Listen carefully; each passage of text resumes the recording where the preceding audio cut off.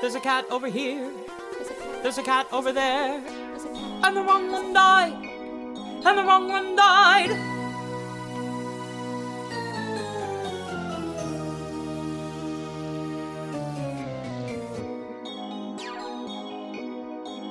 Welcome to The Wrong Cat Died, the podcast breakdown of the catastrophe. I'm your host, Mike Abrams, and today we have another amazing guest. She played Jellylorum in 2018 on the Royal Caribbean cruise line Oasis of the Sea.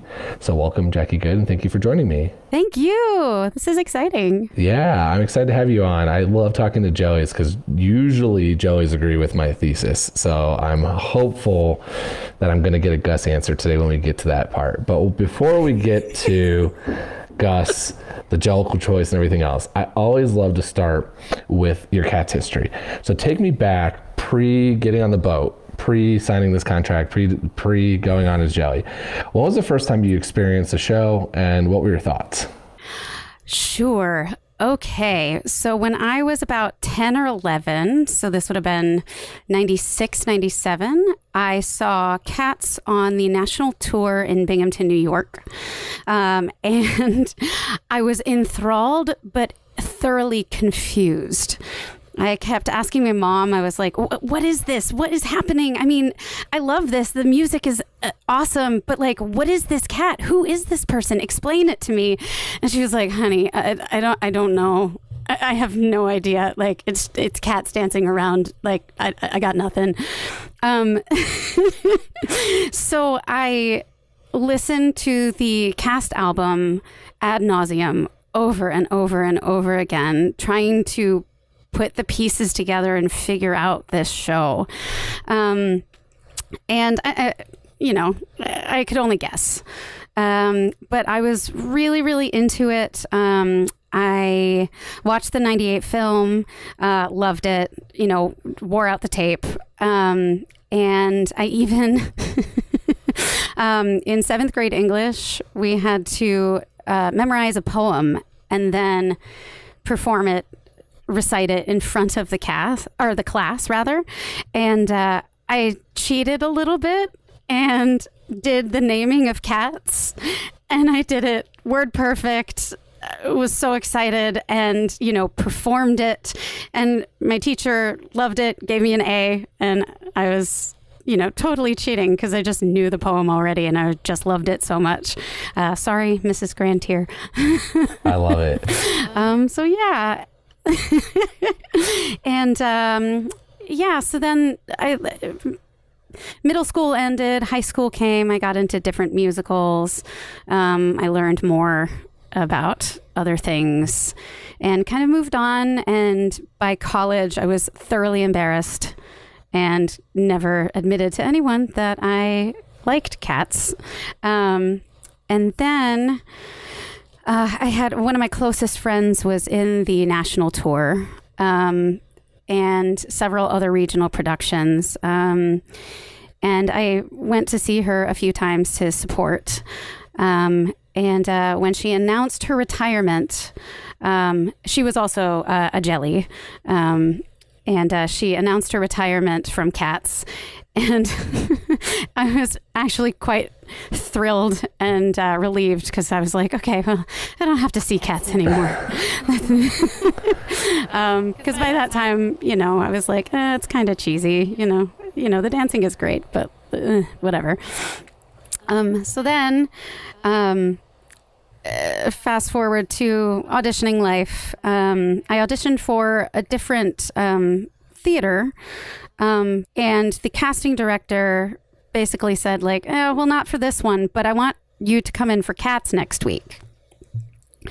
And I was like, I don't know if I want to do Cats on a cruise ship, but okay. And my first audition did not go well at all. It was the aria in the Growl Tiger portion, and I just botched the Italian. I hadn't prepared enough. And they thank you'd me out of the room. They said, okay, So the next time around, I saw that they were taking appointments, and I submitted thinking, whatever, like, what can it hurt? So they brought me in again. And the day of the audition, I was in a terrible mood. I had just gotten over a cold. I was I didn't want to be there. It was the end of audition season. It was mid-May. Auditions had not gone well for me. Lots of callbacks, but no job. So I just felt not really into it. And so I went into the room, I sang the Italian, which had marinated for several months by that point. And they asked me to sing Gus. And I was like, oh, you're not sending me out of the room? Okay, I'm still here. All right. And then they said, this is great. Can you sing the pop song from the other production show, which was called Come Fly With Me? And I got into it about 10 seconds and I cracked. And I vocally went like, and I stopped. I was like, no. Hold on. We're going to try that again. I'm just getting over a cold. Let's go. And they laughed and I was shocked. I sang it well. And then they called me back. And then, a couple weeks later, I got the job. And by that point, I was excited. And I was thrilled. I love the journey that you got to take of like obsessed as a kid, loved it, embarrassed by it as a teenager, college student, had a friend in it, kind of were a little iffy on it because it was like you still hadn't really got in.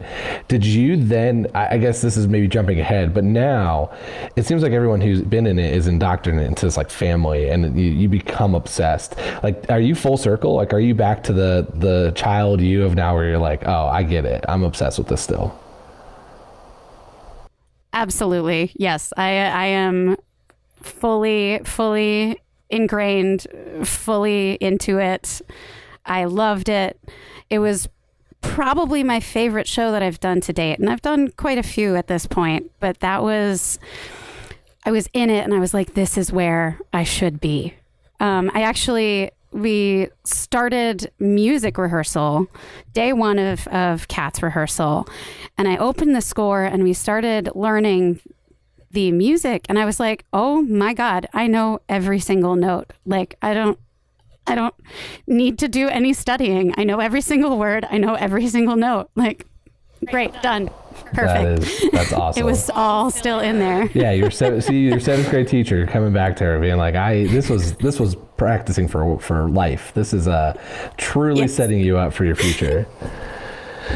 100%. I want to shift to the boat because I've been fascinated by the evolution of the boat. I mean, it's been going on for like 15 years now, I think. It's something like that or somewhere in that range.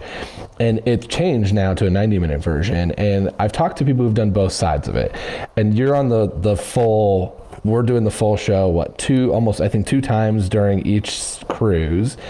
And it's kind of a strange thing because it's a group of people that aren't necessarily a theater goer, where I've chosen to buy tickets or I've chosen to go to the theater and I know I'm going to see 2 acts, versus it being one of many activities on a cruise to go. And I think that it's kind of a unique thing. I've heard some crazy stories about how, from even one of your castmates, about how there were people that just didn't come for the second act or just left or, maybe come partway through. It's not the same crowd.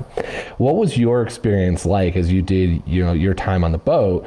What was your kind of fan interaction of a show? Because it is such a well-known show, but it is a show that is fairly split down the aisle. People love it or hate it. And you're on a captive audience, but an audience that isn't necessarily a paying audience, which is very different. Yes, absolutely. That was our experience as well. We had people hear Little Memory. That's the end of Act 1 and think, oh, well, she sang Memory. That's it. Okay, on to the next thing. Like, let's go to the casino. So, I mean, that was a little disheartening. I'm not going to lie. But, sometimes the houses were full. Sometimes they weren't. But there was always someone to play with. So I didn't mind so much, and especially like the second act, we weren't in the audience as much as we were in the first act. So I'm of the opinion that like, if there's anyone in the audience, I'm going to give 100% of myself, like just for that one person. just as I would for a house full of 1,000. So it was a bit awkward at times when you're trying to search for someone to play with and there's just no one in the seats. But especially as a cat, you had the excuse to just crawl into the aisle where anybody was sitting and just behave badly. It was great. Yeah. There's such a unique piece, and I've now, because of this podcast, I've thought a lot more about cats than I've ever assumed I would think in my life. And one thing on the boat version I've thought a lot about after I talked to your castmates, a couple people have done on the cruise, is that the whole essence of what cats is that the Jellicles are letting you into their space, and you're lucky to be there. And this thing is happening with or without you. Like, this is our night, this is our thing, and the audience, we're allowing you to see this.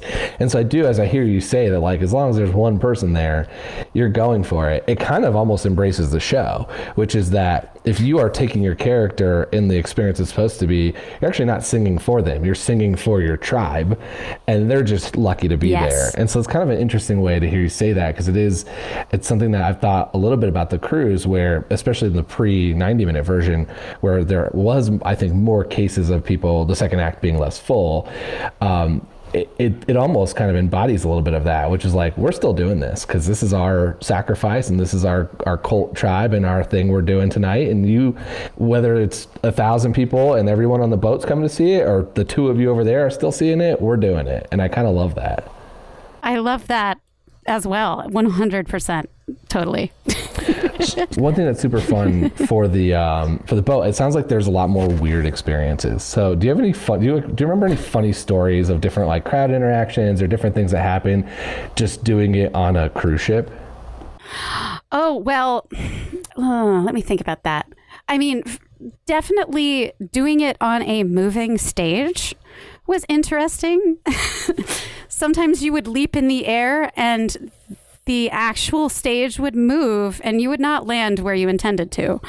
I remember our closing performance was the rockiest performance we had done, and it was just a trip. We were like, ooh. There was one of the first performances that we as a cast had done.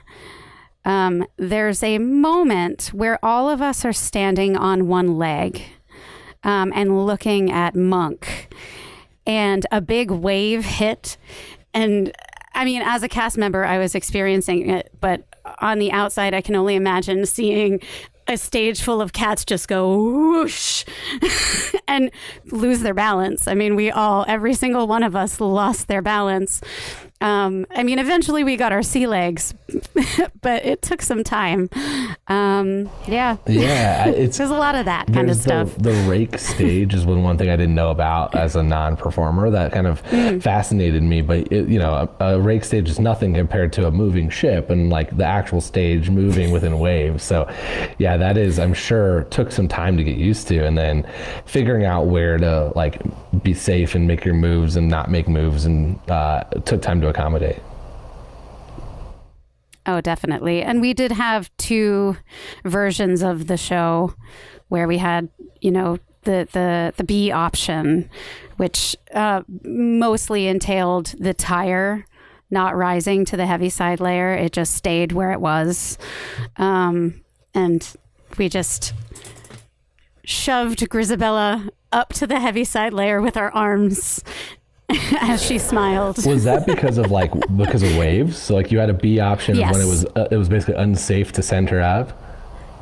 Yes. Wow, yes. I never knew that. That's kind of crazy, because it is also a little, like, so contradictory of, like, oh, we're going to sacrifice this cat, but because these are performers, like, we got to worry about her safety here before she goes up on the tire.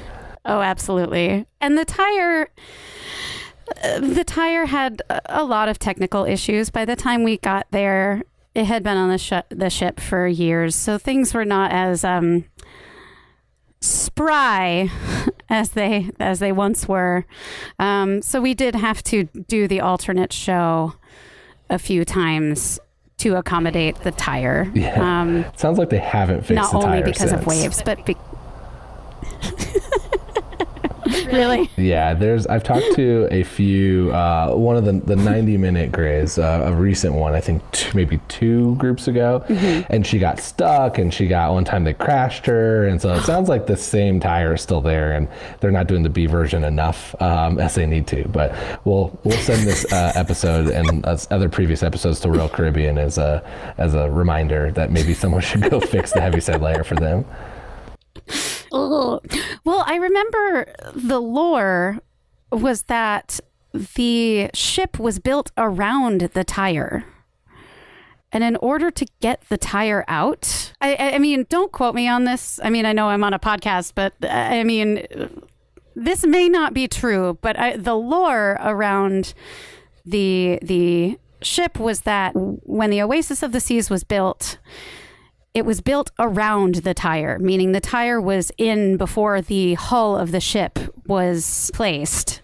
So in order to get the tire out, you'd have to cut a hole in the hull of the ship. I don't know if that's true, but that was the legend. I love the legend of that. For what it is. That is so great that there's just like this whole like extra layer to it. I mean, I've been fascinated by the fact that it's run for this long, because it does seem like, I mean, it is a show that's been running for 40 plus years. So it's like, it's the right show to be doing that. But it is like, a cruise ship is very dynamic usually, in the sense of like, we've got a theater and we can put whatever we want in there, and we've got this and we can change the channel on the big screen TV.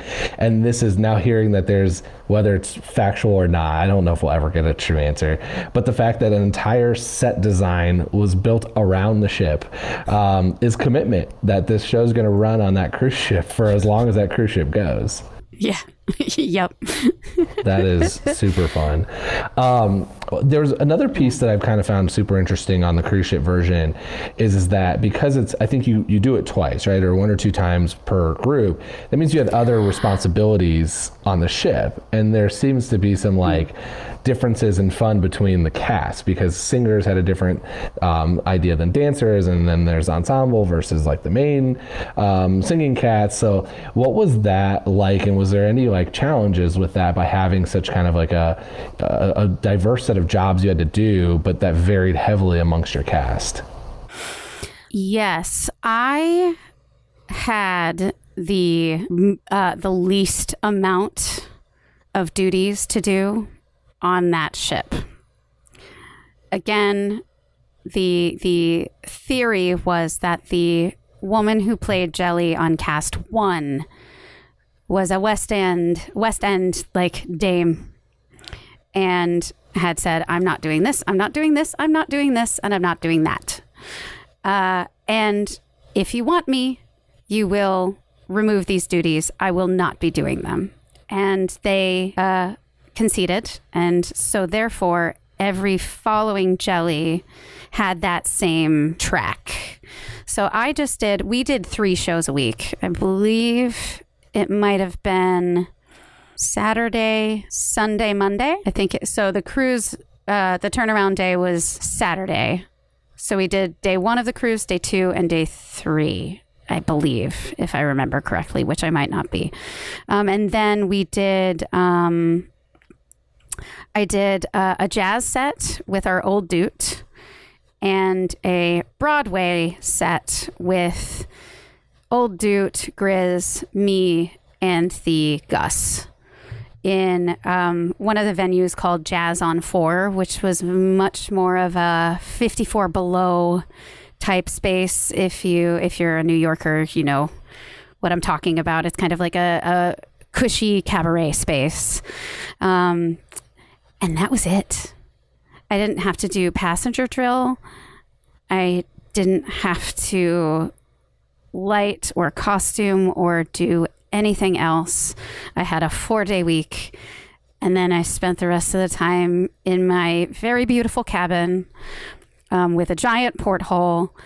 I definitely had one of the highest, the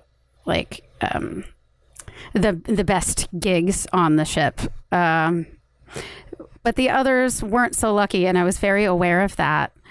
And it was just really unfair. I thought it was really unfair because, especially the dancers, because the dancers had to room with someone below water level And they had to do so much more. They had a parade that they had to do. They had to do crew duties for all the other shows. Even my other fellow singers, there was another set called In Concert! Which was mostly like 70s rock in one of the venues called Dazzles. And I was not a part of that, which I was actually really bummed about. I wanted to do it because that's one of my favorite decades of rock. So I went to see it almost every week because I wanted to be in it so badly. But yeah, so I definitely had a pretty cushy contract. I love and others did not. Yeah, it's so interesting to hear you say that because I have talked to dancers and there was, I wouldn't say animosity because I think like the cast is still all like, you know, you kind of have to become friends because you kind of climb all over each other for, you know, 3 nights a week. But it was more of the like, oh, okay, I have like different responsibilities based off of mostly your skill set of what you're being assigned to do, and you're signing for a contract. But it's cool to know, and I now I'll pass this along to everyone listening. If you are a jelly or desire to be a jelly, it seems like hopefully that still seems to be the cush version of the job, the princess track for anybody that wants to go on Royal Caribbean, and it's because it's grandfathered in basically at this this like, you know, that's super interesting. I never really heard that story, and I mean, I don't know if it's still the case, but it's kind of a unique lore, another lore of the show that kind of lives on. I hope you're having a jellical ball. We'll be right back after this quick break.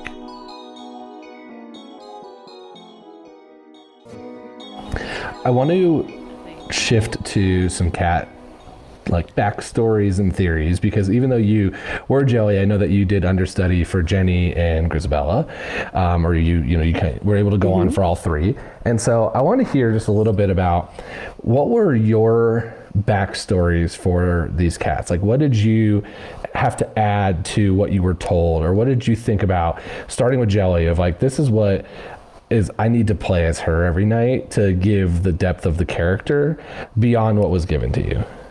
Okay. Jelly. Starting with Jelly. There wasn't much. I actually have what I was given. I have my piece of paper with my words: practical, cheery, busy. And I also have my little paragraph. So Jellylorum is an adult cat who, like Jennyanydots, looks after the kittens and keeps them in line. She is a caretaker for Gus. They have a long history together. She takes great pride and finds purpose in her role as caretaker. She seems to anticipate Gus's every need and thought. That connection is instant, without thought, and from a place of great love. So that's what I had to start with. Is that all you were given? And from that... Is that paragraph that in the 3 literally words? it. That's it? That's it. Incredible. That's it. Okay. Yep. I mean, but we were encouraged to make stuff up. We were encouraged to talk to each other, my Gus and I, about our relationship. And what I decided was that I had been Gus's wardrobe intern, if you will, when he was in the theater. So deep love of theater, deep admiration for him as an actor, but was behind the scenes. So I made sure that he was groomed and ready to go on stage. And then when he started to take a turn, clearly started losing his memories, clearly started experiencing some sort of, the palsy that he had and the possible dementia, I started taking care of him. I moved out of the theater and started daily personal care. So yeah. That was I love it. Yeah. I love the wardrobe intern, because I've always I always felt nurse. Like nurse was the very common, like, this is what I just assume. And it's kind of where I think you said you got to with Gus, but it's like, no, I started as like assistant, where I'm just making sure in his heyday when he was a superstar that you were still around and kind of working with him. So I still can't get over the fact that you were given like 8 sentences and 3 words, and it was like, and fill in the blanks and go, which is not that uncommon. And that's where, I mean, really where this podcast continues is because there's such few, like there's just not enough details that's given across the board. I get almost a different answer from everyone. Now, it's within the same world, but I get a slightly different, like I've never heard wardrobe intern, and I love that. And it's like super fun, and it fits within kind of what she could be. But it is kind of unique that you're not given that much more. And you have to go on every night and essentially embody and embrace this character and sing passionately, especially for Gus, that you have to kind of come up with what the two of yours relationship is going to be so you can both play that. Mm-hmm. What about... I had a great time doing it. What about Jenny and Grizz? Like, that's the creative part. Yeah. Jenny, well, part of... I didn't do much thinking about Jenny because my track as covering Jenny was Jellyanydots. So I didn't leave Jelly behind. I just added all of Jenny's stuff, and the Jenny did vice versa. So the Jenny was Jellylorum. We actually gave them names because when I was out, which I was out a show and a half, and she was out for 2 shows, so we both had to cover for each other at least once, and it was exhausting. Did you change costumes? I did the change into the Jenny big poofy thing, which was very difficult, especially because I wasn't used to it. But I had to do that quick change. I believe I had to leave the stage earlier than I would have had for Jelly. Yeah. Did you do all the makeup and the whole switch? No, I did not have to change my makeup. The Jenny and the Jelly makeup is close enough to each other that I didn't have to do any changes at all. It matches Jenny's thing. Okay. So I was basically Jellylorum until I had to be Jennyanydots. And then I just went back to my Jelly track. And I might change my position on stage to kind of fill in where Jenny was missing. But for the most part, I just stuck with my Jelly backstory. Did you, what about for Grizz? Did you do, what would be Jelly Bella? Is that how we would do it? Did you do Bella? No, I didn't. Totally separate. Yeah. I actually never went on for Grizz. We had this wonderful Grizz. Her name is Laura Stracco, like beautiful, beautiful human being inside and out. And she never had to call out. And which is lucky for me because I would have probably, peed myself a little bit if I had to go on for Grizz. But so I didn't have to go on. I know that a lot of the folks on the podcast, and we were certainly directed this way, was that Grizz had like gone on to join McCavity. And that's why we were all mad at her. But I never really bought that. So for me, Grizz was just a person who had like a Marilyn Monroe or a Judy Garland, who was just so very talented, just so very beautiful, and just so very loved, and had gone down a dark and twisty path and a sad path. But I didn't really like the McCavity thing never really resonated for me. So I let it in a little, but it wasn't the main focus of my show. Yeah. And this is where it gets back to there's some parts to what is like, I think the universal acceptance is that Grisbal left the tribe, and what she did in that time was probably not great. And there's some hesitancy to let her back. Now, was that McCavity? Maybe. Was that something else? Maybe. I can tell you my Jelly Grizz Bustopher Jones theory, which I know is purely made up by me and not actually at all created anywhere. But as I was trying to like figure out these different things, there was a friendship between Grizabella, Jenny, and Bustopher Jones. There seemed to be like the three of them were friends. And so I kind of always thought it'd be fun if the animosity of Grizabella was not that she left to go with McCavity, but that she basically cheated. Like Jelly and Bustopher were together and Grizabella stole Jelly's man as she was interning with Gus and doing her stuff with Gus. And now she's, you know, when she comes back, it's like, she's back, her again. And you haven't fully forgiven her. And then now you forgive her, and that's kind of the end. And that's why, you know, you kind of embrace her again. It's like, I miss my friend. But that's the forgiveness, which I know has no merit of truth, but I kind of like as a fun story.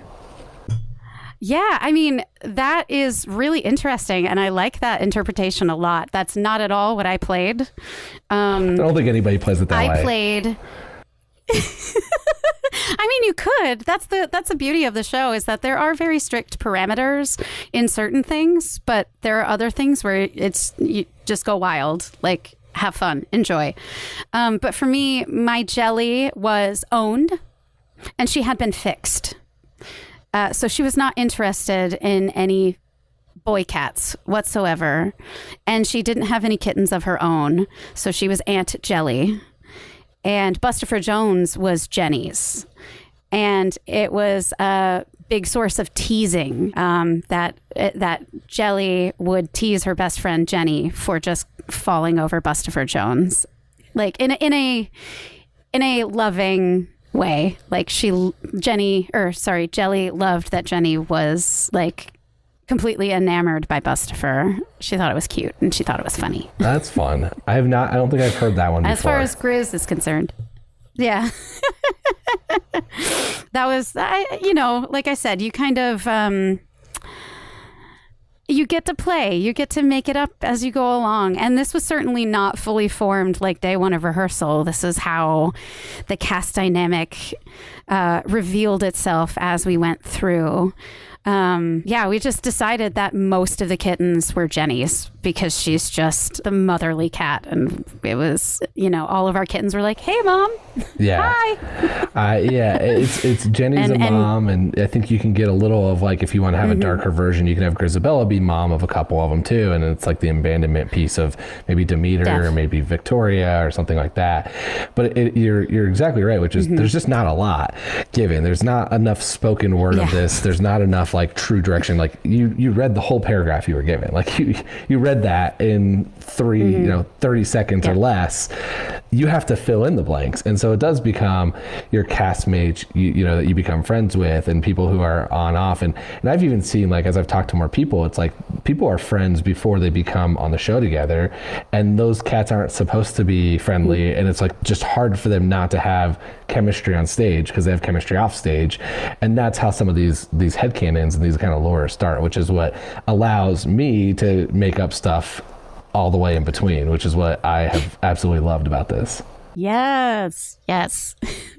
I want to do some rapid fire. So I want to ask a couple kind of quick questions before we get into the, of course, the important question. So the first one is, if you could go on for one night, who would you want to perform as for any cat? Male, female, forget if you vocal range or anything. Just if you had one free night to go on and say, I want to do that track, who would you want to be? Oh, God. If I were 10 years younger, Rumple. Oh, okay. It's just such a fun number. Yeah. I love it. I love the cartwheels. I love the song is so cute. Rumple, 100%. Love it. Who are your favorite and least favorite cats? Oh, God. As Jackey? As Jackey, yes. Gus is my favorite. That's a Jelly answer, not a Jackey answer. I know. Well, but I definitely identify with Jelly. There's a lot of me in Jelly, and there's a lot of Jelly in me. What about least favorite? So yeah, I mean, least favorite. Oh God, that's so hard. I love them all. I don't know. Maybe Play-Doh. Play-Doh was kind of It's not that I liked or disliked. I just didn't have any opinions. So yeah, Play-Doh. Okay. What is your favorite song from the show? Oh God. My favorite song to sing was definitely Addressing. My favorite song to do, and this is probably extremely controversial, but I loved doing Peaks in the Follicles because it was just so dumb. It was so unhinged. And yeah, and I liked making everybody laugh. I love that. You might be the only one that has said that. So I love that you love it. It's at least you know it's controversial. You know it, and you own it. That's the way to do it. Which cat would be the best cruise director? Oh God. I mean, Tugger would definitely be the Carnival cruise line director. I feel like he would be on the party boats. I also did another cruise line, which was a high luxury cruise line. And I think, let me think. Oh God, I want to say Skimble, but also Misto for one of those. Because Misto is so sparkly. Yeah. And he's got the magic tricks. And the cruise director's got to be pa, pa, pa, pa, pa. Always got to be entertaining. I feel yeah. Here's how maybe I placed Misto would be the boat. Kind of I placed people in different positions for this boat. So I do think that the two I thought were best were exactly your point, which is Tugger or Mistopheles. I think those are the two that have the personality to have the mic all day, which is basically what you need to do as a cruise director, right? And I love that you say that Tugger would be Carnival because that's as someone who's been on a Carnival cruise, that is correct. That is fitting. And that made me laugh a lot more than I was expecting to. I think Bustopher's running the food in the back, and I think he's running kind of the luxury stuff in the back. I think Skimble's actually steering the ship with Monkish Trap. I think the two of them are making sure everything's on time, the stuff is running in order, and that that you're not going to crash. Those are the two I think are together in charge. Oh, you know what? Yeah, you're right. I think Skimble would make an excellent captain, and then maybe Monk would be, let me think. I don't Monk would definitely be up there somewhere. Maybe staff captain. He would be staff captain. He would be in charge of the people, the actual humans working on the ship.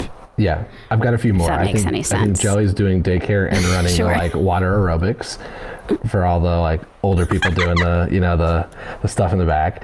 I think Jenny's also probably doing some type of daycare, motherly parenting. And I think you've got Mungo, Jerry, and Ripple Teaser running around stealing stuff from around the boat for McCavity. Absolutely.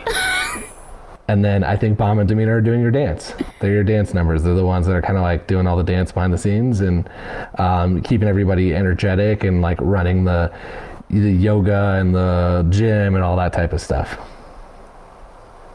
I love that. No notes. 100%. This is what happens when you spend way too much time thinking about one particular musical for this podcast is you become able to stick them in any situation. Yes. Okay. It's amazing. $1 million question. I already get length that I don't think Grisabelle's the right Jellicle choice. So as a Jelly, but really more as Jackey, how do you interpret this? Are you going to defend Grisabelle or are you going to choose another Jellicle choice? Oh, absolutely not. I am Team Gus all the way. No questions whatsoever. Team Gus, Team Gus, Team Gus. Again, Gus was my favorite as a kid. Gus and Rumple were my two favorites. And I just, Team Gus. I mean, as Jelly, also Gus for clear reasons, but I in the let's say the religion of cats, in the world of cats, I made this up just to justify my choices in my own head, that the Heaviside Layer is this special kind of death into reincarnation, whereas most cats just they pass and that's it. There's nothing beyond that. And they just go. So I was always Team Gus as Jelly and Jackey, because he had lived such a good life, but selfishly, Jelly wanted him to come back. She did not want to say goodbye to him yet. She was not ready for that. She wanted Gus to be chosen to go to the Heaviside Layer so he could come back to her and they could continue to live together and be together. Whereas Grizz, I think Jelly was like, you know, she lost her chance. She wasted her chance. She had a gift and she tossed it away. I really love that, because I love the, like, that is a rebirth. You know, there's like the dark version of Cats where it's like a serial killer, old Deuteronomy, knocking one off every year, just taking somebody out. But I do think there's usually, and I don't think you had it on the boat because there was just not as many ensemble characters, but there's usually a baby Grizz, and there's usually it's actually Gus's character in the 2016 revival was called Peter, where he danced at the beginning. So my only challenge with that is that, like, I want Gus to come back, not Peter. But I do think, like, I love that, the full circle of, like, I'm not ready for him to leave. I'm ready for this version of Gus to come, and you want to almost start over with your friend that you've been with through all the years, which is great. How do you then, because now that you've given me the non-Grisabella answer, how did you on stage every day sell yourself as Jelly to choose Grisabella? Like, what was the thought process for you to like justify her being chosen every night? Oh, I mean, well, as we staged it, as we did it, so my dude was Doug Eskew, and he was incredible. So Doug actually was motioning to choose Gus. I was positioned next to Gus. Gus was on a stool, and Doug made the motion with his hand to choose Gus as the Jellicle choice, and in walks Grizz, and the music plays, and Stanley, the individual who played Gus, and I were just devastated, inconsolable, extremely upset that she's walked in and interrupted the moment, and things are changing, and oh God, what's going to happen? And how I justified it as Jelly was okay, well, Gus has lived a good life. He's done so much. He's left a legacy of this beautiful art that he's made. And I guess I am being selfish and wanting him to be chosen. I don't think he's going to make it to next year, but, you know, I realize that choice is a selfish one. And this is what's going to happen, and I have to be okay with that. Jelly is too good of a person for this tribe, is really what this boils down to. As you hear all these other characters that have like very problematic backstories or like very challenging, unique things, and then you get this like very wholesome Jelly who's like completely given everything up for this other character and Cat, and then to even like hear you say that is like, I knew like I gotta do what's best for the whole group, and that's not what's best for me, is like, that is a very Jelly, like that's the Jelly answer, which is what's so like why I wanted to hear kind of your take on it, because it's so unique to hear how everyone processes that. And you got that all from one paragraph.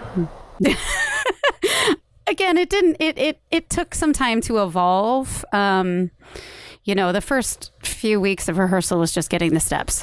Honestly, it was like, this is so hard. I mean, I'm a dancer, but like I'm an aging dancer.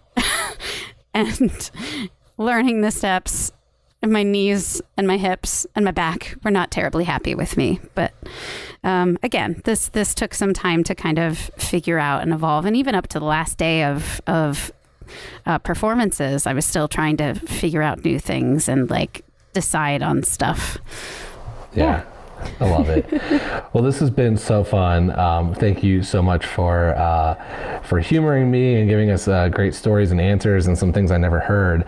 How can people stay in touch with you on social media and kind of keep up with what you're doing? Oh, sure. My Instagram is Jackey Good. It's JACKEY GOOD. My mother agonized over the spelling of my name 4 months. So it is Odd, JackeyGood, and that's the best way. Amazing. I'm most active on Instagram. Amazing. Well, again, thank you so much for being an amazing guest. Oh, thank you. Thank you. This is great. Brought back lots of amazing memories. I love it. And thanks everyone else for listening to this episode of The Wrong Cat Died, the podcast breakdown of the catastrophe. To follow along, you can subscribe on Apple Podcasts, Spotify, Stitcher, or anywhere else to listen to podcasts. Follow us on Twitter, Instagram, and TikTok at The Wrong Cat Died, or check out our website, thewrongcatdied.com.